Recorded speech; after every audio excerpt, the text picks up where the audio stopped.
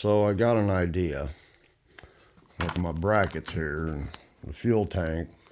See all that room I got between the fuel tank and the battery box.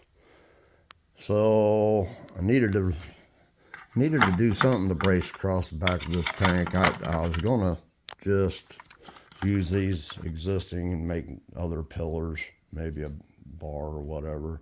I'll figure that out after a while. But before I did that, I thought, I've got a bunch of these. So I figured what I'm gonna do, get it in here, and I'm gonna bend them in, and then I'll figure out if I want to either just drill it and rivet it, or if I want to put an actual screw through it and nut and bolt,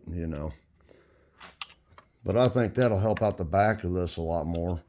And boy, it's going to put a little more weight at the rear for sure. But I don't know. I think that's going to put that fuel tank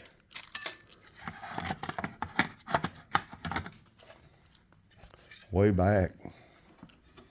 We could go back.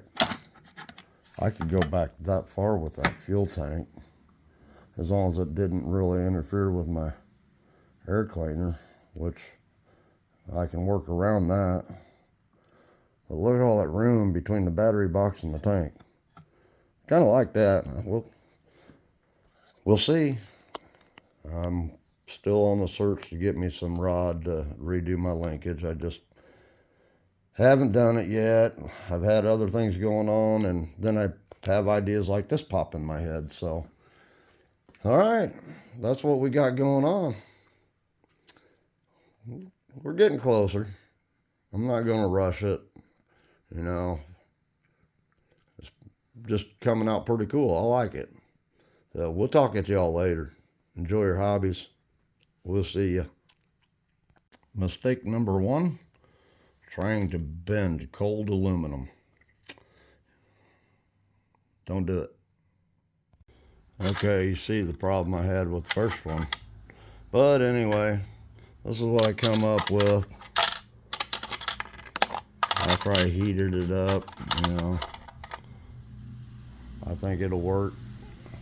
Looks like it's going to fit in there decent. So there'll be, a little bit of space, but I get it in the right spot, and then I get it fastened. I think it'll do just what we need it to. That's all I'm looking for. So, all right, I'm happy with that. That will work.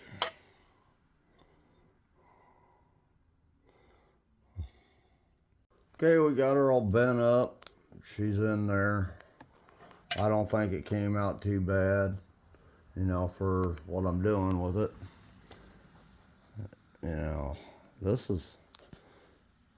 is coming out pretty decent. Fuel tank will go in decent. There's where she'll sit. Then I slide my linkage over, which I already know we have a problem with it being not long enough. So that main rod from the brake to the servo, we will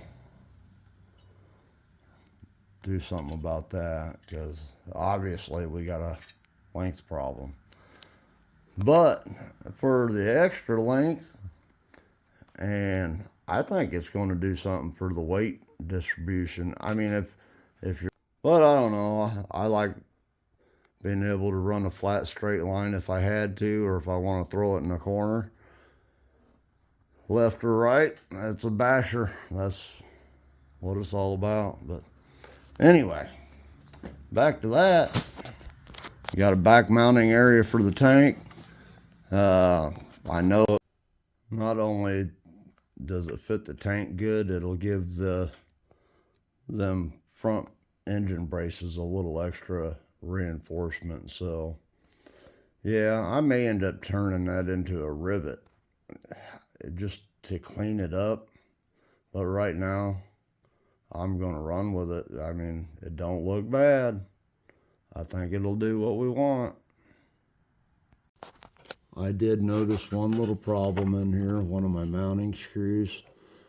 Being this is a new tank, that mounting screw for the whole rear assembly is hitting the bottom of the tank, and I don't really want to take and cut them threads because I think it needs every thread it can have. So since this is a new tank, I want to heat it up a little bit in the bottom and just put an indention in there, and that way it'll sit where we need to and not worry about having a major fuel leak issue because you wore a hole in the bottom of the tank. So yeah, we'll work on that. I don't think that'll be a bad deal. All right, folks.